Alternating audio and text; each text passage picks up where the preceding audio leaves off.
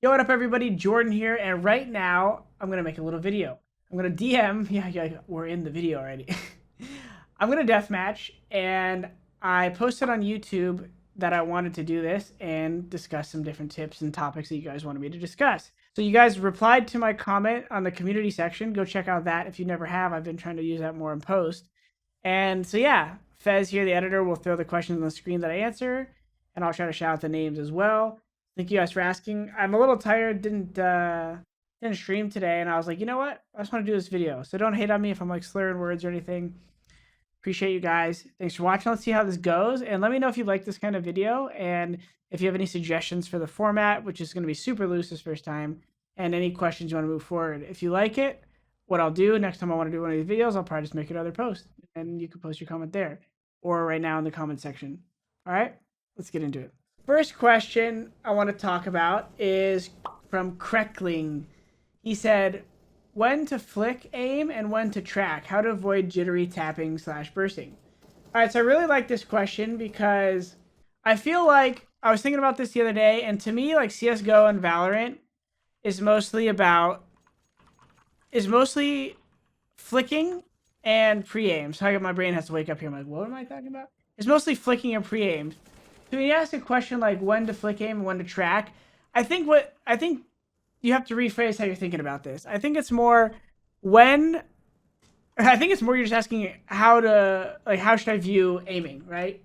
And I think the way you should view aiming is pre-aim and flicking. And what I mean by that is literally what I'm saying. Bear with me here. The way you work on these things, and your question is basically when to do it. You want to make it so aim and stuff of that nature, anything to do with feel or shooting or recoil, is second nature. So the first rule and thing I really want you to take away from this video is if you're thinking severely or heavily about your aim or crosshair placement while you're playing, you're hindering your natural ability to feel smooth. And when you're hindering your natural ability to feel smooth, you're not going to get as many of the kills you should get. You're gonna be 80%, 90%. You need to be 100% to really maximize your gains here. When I mean 100%, I mean comfortable. You're not always going to be actually 100% comfortable. Maybe you'll be in the flow state. Sometimes you'll be in the zone. Like I'm warming up right now. I'm obviously not going to be super zoned in as we play here. So what I mean by that is a first rule to having good aim. You'll hear people like Forrest and Simple and all these guys talk about it over the years, the different greats. That raw, good aim simply comes from being relaxed and not thinking about aim. Now, you obviously have to think about it sometimes, so what do you think about? So, pre-aims and flicking. So, pre-aims are something you could train pretty straightforward. Well, so is flicking, but pre-aim is something that you can kind of implement without a lot of thinking.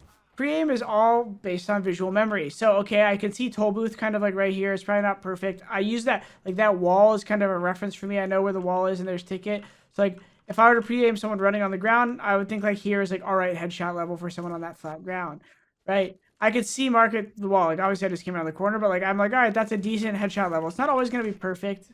But obviously the more you do play, the better you're going to get at this. So pre-aim is a massive part of getting kills in CSGO. So I think the first thing you can do to give yourself a favor if you feel inexperienced or like you have bad pre-aim is just make an effort to not let your crosshair sag too low. Some people like it to be a little low because they like the flick motion upward. It's just a random thing people like. So don't feel free to go away from that. Just try to keep your crosshair somewhat towards where danger could be. So if I'm running into A site, like you want it somewhat forward. I don't want to be like running into A site, like looking over here already for no reason. That's a good pre-aim if you know like you have a teammate here or something who's fighting ramp. Then yeah, help your hand by putting your crosshair where the enemy is going to be so that you have an easier time flicking. Which brings me to my next point. Flicking, there's a couple things to talk about with flicking. When you flick, no matter if you high or low sense, your final portion of control comes from your wrist. I've talked about this in other videos. I actually have a video on just flicking, I think, an arm versus flick, right? You want to make sure that you're focused on this, realizing that this is the final point of control. So even if you move like this is where your control's at. So what you need to do is you need to practice everything from small flicks like this, just with your wrist, to the biggest flick you could do with your wrist. So the small flicks with your wrist to the biggest you could do while keeping this on the table. High sensitivity people, that's cake. Low sensitivity people, you need to realize that's your like range of control that you want to function in. So for me, this to there is about my range of control, where I can move my mouse while keeping my wrist down. So what you want to try to do is use your flicks as much from that part of your from your wrist as much as you can, because what it's going to allow you to do is you don't want to get to the edges of it as much as you can help. So you want to use your arm a little bit, but your wrist is where you're going to have that final control. So if I'm trying to flick to here, my arm is going to bring me to here, but as close as I could be to my range of control, which is probably like that much on the screen, once I'm inside of that range of control, I want to be using my wrist. So just sit in a server and shoot a bullet on the wall and start like closer like here and just practice flicking, and then go bigger and bigger and bigger. And that's also a great way to find a comfortable sensitivity. Now I'm a little tired, so this isn't my best delivery on this topic. I think I could be a little bit more concise, but I hope you guys understand what I'm saying. Feel free to ask questions.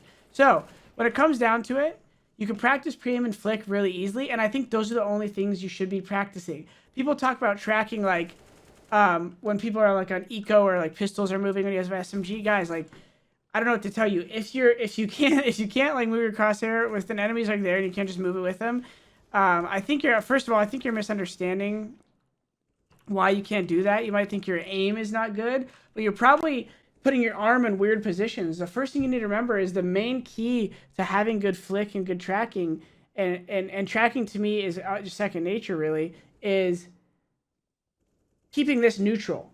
You don't want your arm to be way out here while you're playing your way in here and be in an uncomfortable position. You want to try to keep this as neutral as you can, because it's going to make your flicks as easy. And whenever you're tracking with someone, guys, don't track with wrist heavily unless it's a small thing. But like, if a guy's moving from here to there, this is wrist because it's in my range of control, right? But if a guy is far, I'm not going to try to track far with just my wrist. I'm just going to stop shooting. Like, I'm going to come off the shot. Oh man, I'm probably confusing you guys there. I'm like, my brain is jumbled on that. I know exactly what I'm trying to say, which is basically the farther someone is away, you want to make sure you're not trying to transfer for no reason. Do what's in your range of control in a distance of control. So you shouldn't be trying to track someone with a spray far. Oh, that's what I meant. That's why my brain is breaking, because I meant while you're spraying. If you're not shooting someone, like I said, it's not as much about tracking as it is about leading crosshair. So if someone's moving there, you just kind of move to the next point they're to, which is like a miniature flick. All right. I think enough on that topic. Let's go to the next question. That was like 7 minutes on one topic that I probably could have done better. We're having fun, though. And if you guys want to add to that, feel free to add in comments. Kevin B. Let's see. Is this a good one? He said, what is your CSGO aiming routine? What do you do to get warmed up for comp games? Honestly, that's a simple answer. I just deathmatch like this for a couple minutes. And, you know, once you compete for a living, like, anytime I'm not competing in a big tournament, I don't feel like a big sense of urgency to be super warmed up. I've played so much that normally I can just like right now, this is what I'm doing. This is pretty much it. If I'm on a new setup or something's changed with my setup, I'll do little things where I like flick, even if I don't kill the guy, just to practice feeling the weight of my sensitivity is the way I like to phrase it. So yeah. And then I'll answer this one because maybe it's a little additional, but Rifler said strafing and pre-aim. Strafing and pre-aim, he means. Pre-aim, guys, it's something you just run around the map and you practice. Pre-aim is partially about visualization and memory, and I guess the variable that a lot of people don't always have is the game sense, right? If I'm coming around the corner and I'm not sure where a guy's coming from, then you're not always going to pre-aim the right thing, right? So if I think a guy's in connector, do I aim here or do I aim here? Well, that's why you try to use positioning and small things to give yourself one angle, right? So if I'm holding a connector peak rather than holding like this, maybe I'll hold back here. I guess that doesn't matter because both grounds can see me. But I was trying to make an example where like maybe one level of the ground couldn't see you like in connector. And it's kind of hard to do when I'm deathmatching. But you get my point maybe, that if you could block off like yeah, if I want to fight maybe connector, right? Instead of fighting stairs from here, you fight stairs from here and you use angles smarter, where even if you're not sure where they're going to peak, and you isolate angles. Isolating angles is the best way to win from pre-aim, because you don't want to just like be like, oh, I'm pre-aiming window and I'm just going to wide strafe out in the mid. I don't know. I feel like this is so obvious, but I guess whenever I get the question about pre-aim to me, I don't really always get people's struggle. And I think part of it is just people don't think about it enough and people are lazy with their crosshair. And so I think you being less lazy with your crosshair will go a long way. And I think that's the first step. Just be a little less lazy with your cross placement, like consciously. And I think the more you do that, you'll get back to the key of what I said, which is you're not thinking about it too much. Though it's okay if it's a little bit in the back of your like physical feel, like, okay, I want to pre-aim good, but you don't want to just be like forgetting about radar, forgetting about time, like where the enemy could be, forgetting about not listening to comms. Again, guys, sorry if this is a super rambly video. I just wanted to do this. I think it's kind of fun sometimes to just be kind of like thinking out loud as I'm talking about these. I think when I do a content piece on one of these topics, I'll sit there for like 10 minutes before I record the video and I'll make it really concise. So I'm sure you guys will still have those videos coming to the channel, but this is kind of just like me shooting from the hip and probably doesn't help them. Okay. Siddharth Dua says, you can maybe go a little in depth about what do you do on a T side when entries aren't going well and you feel lost as to what you should be doing with anything beyond a basic default that isn't working because the CTs are playing too passively and overdoing offs with 3 or 4 of them and just play holding hard to flash angles. Well, obviously the first thing is knowing good set smokes. Go watch my Nades for Noobs videos on each map. Like set smokes and understanding, like, for instance, if I think an opera is here and I want to push him off this angle without flashes, like, you could do a couple of things, right? You could jump close, right, to the angle, or you could, like, pre-fire him from far and get him off the angle, but he's going to be able to hold the next one. So if you don't have utility, you know, even the best players in the world don't have answers for ops without utility. So on a T side when entry aren't going well, a lot of it is about taking space fast. So yeah, you guys are gonna, what everyone's gonna say to this next thing I suggest is, okay, well, you're playing matchmaker comp, no one's gonna listen, no one's gonna do anything. Well then, like, you know, how much do you expect to win anyways with no utility? So on the off chance does that your verse ops, I mean. On the off chance that your guys do want to listen, or do you have 1 or 2 guys, or you could be the catalyst for this kind of play, is if there is an opper, say he's like CT spawn in this situation, you could hope he just legs you or misses, or one person has a smoke. And trying to set it, instead of trying to smoke off the opper, like in CT spawn, what you could do is, and this is where I should probably just go in my own server. What you could do is smoke out yourself close at a ramp, and you just try to bust through it and take ground. So there's a lot of examples in every map. People hate playing train. Oh man, I hate train. No, don't pick train. Don't pick, because they're fucking terrified and they don't know how to get out T middle. They don't know how to get out Ivy. They don't know how to get out ladder. A lot of it revolves around the best spawn timing if you want to rush. So like if you want to rush a ramp on this map on Mirage, you have to have the best spawn to like really take advantage of it, and ideally 1 flash. Battling against oppers when you can't do anything on a basic default, it's about 1, either abusing spawns and getting like 1 flash, and you could be the person who flashes, or you can be the person who goes first. Either way, if you expect your team to do this in a matchmake, and even if just 1 guy's listening, you got to be the catalyst.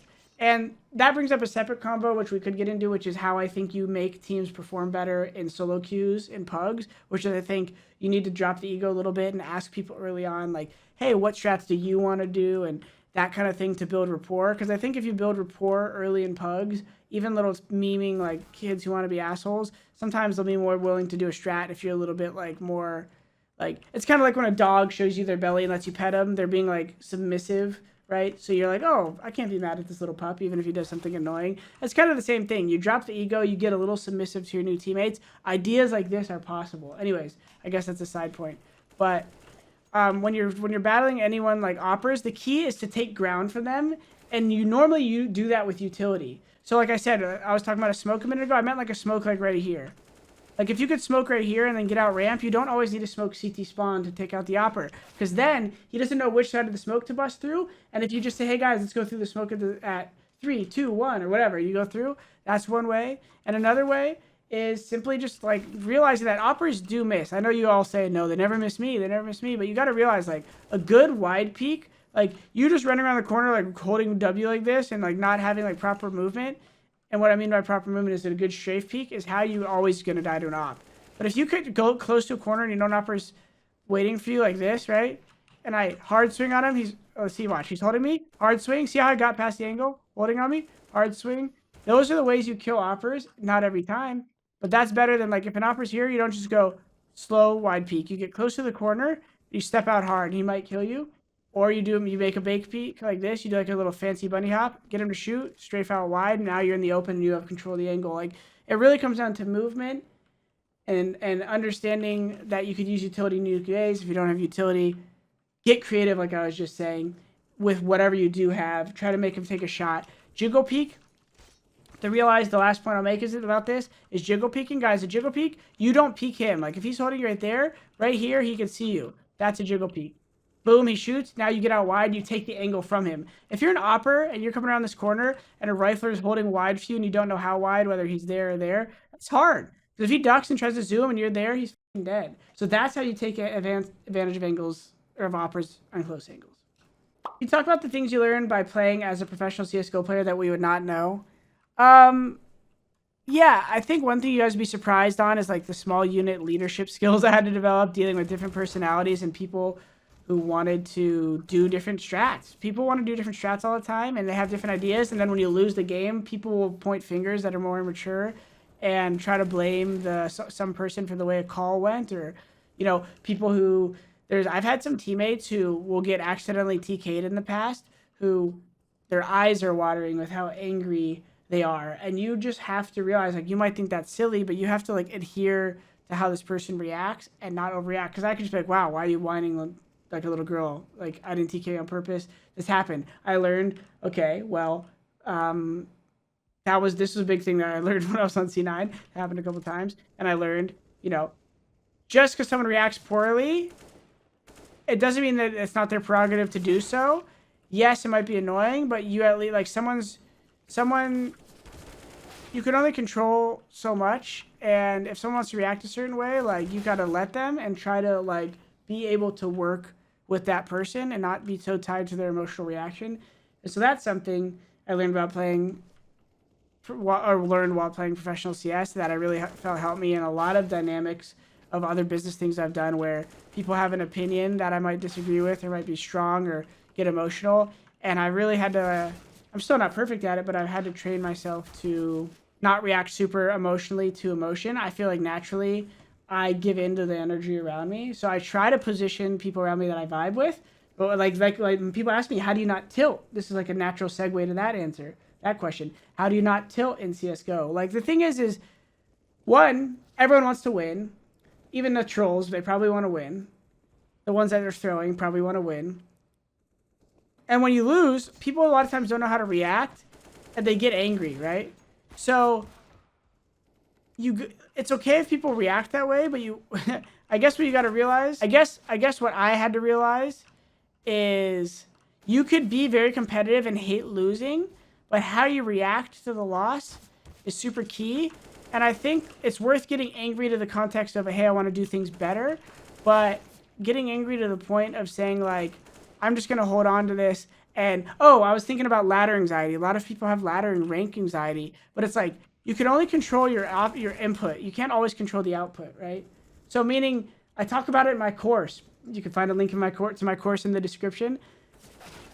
Process versus outcome. You got to focus on the process versus the outcome. PreAim, flicks, strategy, how to approach operas, all these things. You have to focus on the process, and you have to die as much as you can to learn what you should have done. If every time you die, you're bitching and moaning and you get off Counter-Strike, oh, I'm not having a good night, I only got 9 kills, I'm just going to try again tomorrow. Like, what does that even mean? Are you trying to get better? Now, listen, if you're just a casual CS player and you don't really care about getting that much better, I'm not telling you, oh, you're a failure for not, like, evaluating every death. I'm just saying, if you're going to complain about dying and not being good, then you better be fucking doing something about it. When I started playing golf, I didn't care when my score was bad, when I wasn't practicing. I was like, oh, I play with some people, though, who play terrible in golf, and, oh, they like to throw their clubs, and sometimes I think it's just a social act for them to be like, hey, by the way, I don't accept this, I'm mad. I'm like, hey, dude, it's okay that you suck. Like, I'm not mad at you. I don't care. Same in CS. People are, oh, my gosh, sorry, nothing when I play in a pug. I'm like, I don't care. As long as you're calming good and trying, that's fine. Now, I'm starting to get more mad at golf when I put in effort and I mess something up that I know I've practiced, but I still try to reel it in. And I think for all you guys who have trouble with tilting and have anxiety over trying to get better or higher rank, just realize that you can only control the process and the input. You can't always control the output. It's going to help you in Counter-Strike, in business, in relationships, etc. All right, this video is getting kind of long, so maybe like 1 or 2 max. Jack Huminski. This is a popular one. I wasn't going to read it, but I like this one. A lot of people say this. How do I go off and my aim is so crisp one night, and then the next night I'm a potato. Guys, that's life. Did you eat? Did you sleep good? Do you have energy? Are you positive and a good mindset? Did you have a good day? Like, are you feeling good while you play CS? I doubt every day you're feeling good. A lot of people use CS as an escape. So for a lot of people, they might have had a shitty day, or they might have worked hard, and that might be their only catharsis, right? Is to play CS. So if you start bad, a lot of people are reactive so much to their first couple rounds in a pug, so they start playing bad. So I think what you got to realize is part of the reason you say your aim is so crisp one night is everything that happens to you throughout the day, or what the first couple rounds of a match, feeds into your overall energy and vitality, right? So, okay, so my point is all these different variables can change, and your aim might be, you might feel different the next day. Vitality, that's what I was talking about. So, what you need to realize is the only way that you're going to be more consistent day over day is you get better and you practice harder. And the variable of how much your aim is going to swing from like being this good to this good is just how much effort you put in is going to edge that closer, so that even if you feel like shit, even if you didn't get enough sleep, you're still going to be at this level rather than be this level. If you bring your average up to here, that means when you're having shitty days, this is not going to be so bad. But if you're not training hard, your current shitty day is here and your current good day is here. Your average is such a variety that you could bring that closer together and smaller, so your average is better and your floor is higher. So I mean, that it sounds so simple and glorified, but it is two main things.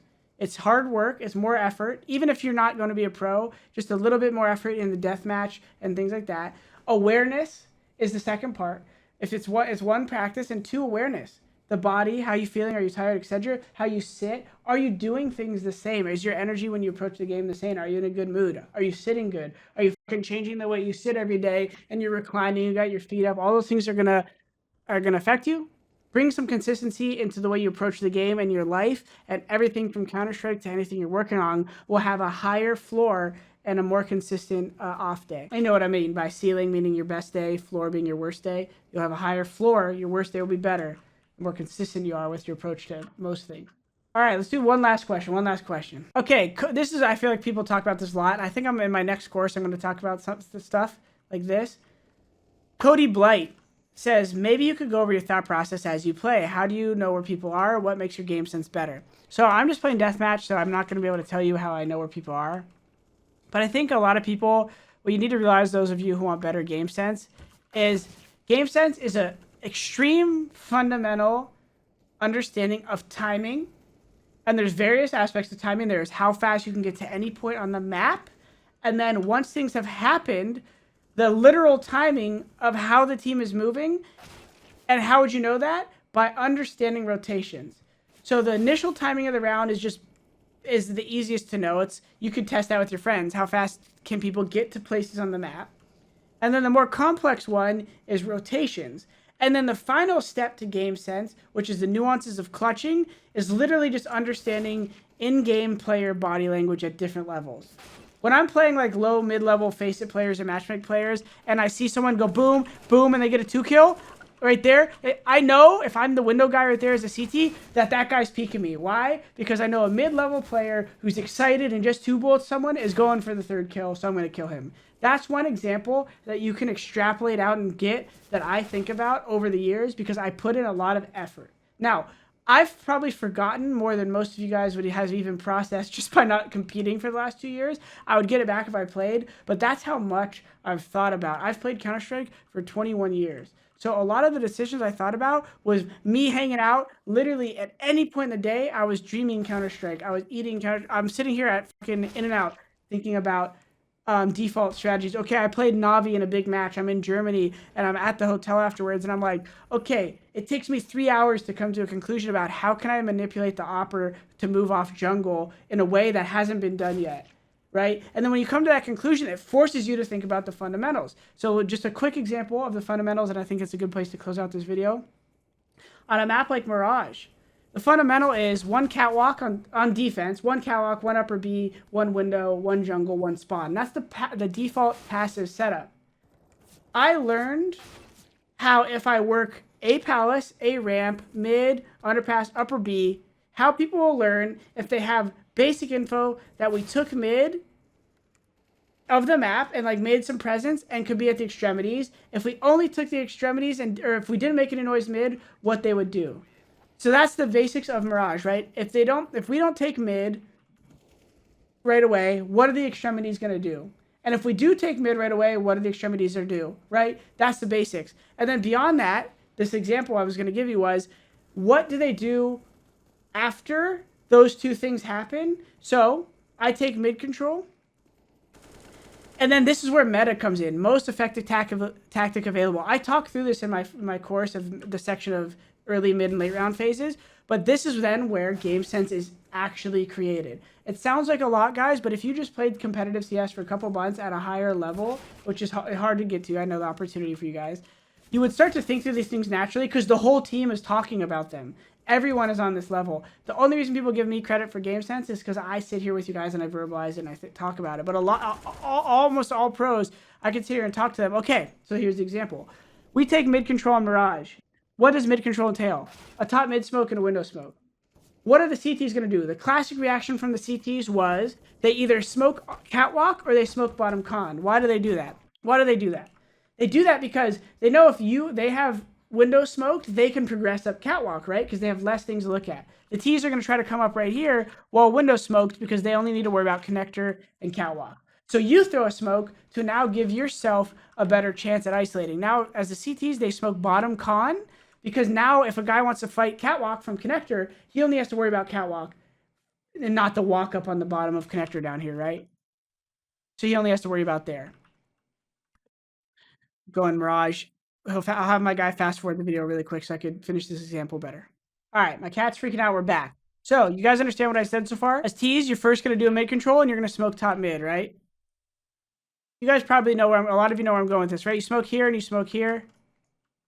So what do? You're like, okay, we can get out mid, and then maybe you'll try to get up cat, right? That was an old default. Virtus Pro innovated this a lot, where they would take this fast, they would get here, and then guy would come here, they would smoke top con, and the CTs were always playing this passive setup. So when they first did this, teams just didn't have a discussion about how to react, so they would give it to them, right? And they'd go, fuck, like a lot of teams didn't used to rush down bottom mid like this and just smoke top con. Well, what Virtus Pro was doing really good for a while is they would get a player into ladder room, and they would get a player here. And then they would just, 3 people would walk back to A or B, and they would go back and they would hit a ramp, and this guy who's normally here or here, they were like, fuck, the CTs could be in connector. So then they would clear mid-site, so the CTs couldn't play here. So they had to be in obvious spots like here, here, or spawn. So then they were playing those spots. So Virtus Pro would just have these hits late round where they would have this mollied, and then have a deep jungle and spawn smoke flash. And like, as I'm saying this to you guys, you can imagine how beautiful this is. These guys just get to run up scot-free, and all they need to clear is under bulk, on bulk, and then when spawn's here, all they do is flash spawn so the ramp guys can come out, and then they wait here, and then the ramp guys flash spawn for them to push it. And like, that was the rounds. Nowadays, if you try that on a pro team, that's like any player is going to manipulate it, but they're going to do this.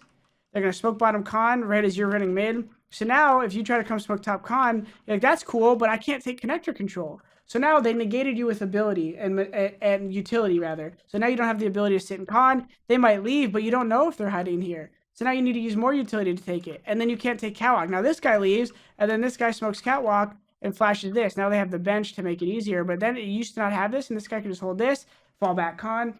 My point is the reason I have good game sense is because I've thought about all these situations and how they play out. So a lot of times when I play matchmaker or something, and I would be like, you know, my team isn't running coordinated strats like this in matchmaker or something, but like we would do a semblance of it. Like, okay, let's take mid. Like, I know the second that like I'm this guy on A ramp, I know if they've been playing default for a couple rounds and this guy gets in a fight bottom con, if they don't have op money, I'm fucking flying out A ramp because there's no way that this guy's winning this fight versus me with an AK. If he takes it, I love it, and there's a good chance he's not there. He's probably mid-sight or under balk.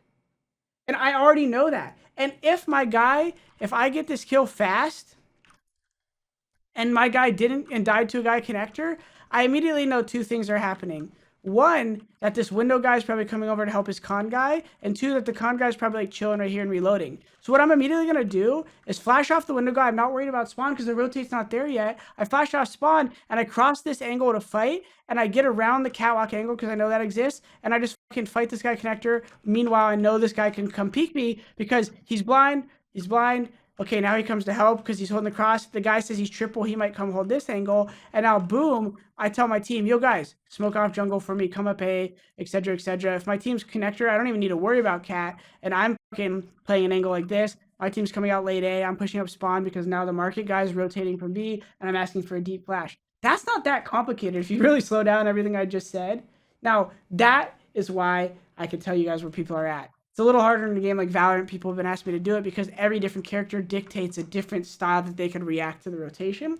But I can tell you a lot. Like, I do it all the time in Val where I count down. Someone's going to be here. I don't know which fucking character or why, but they're going to be here in 3, 2, boom, get the kill. But it's not as obvious as CS because everything is based off the same utility. If you go through these thoughts, guys, and you spend more time in the game, I promise you'll get better game sense. I hope you guys enjoyed this. I can definitely get more concise on some of these points. A little bit tired. Thank you guys for watching. Would love to hear what topics you would like to hear me discuss next time on Nothing's Rants. Thoughts with Nothing. Nothing's DM Rants. Nothing's Rants. Whatever it's called. Love you guys. Hope all is well. My baby's doing like 6 weeks, by the way, guys. So keep me in your thoughts and prayers for a healthy delivery and everything there. Appreciate you guys.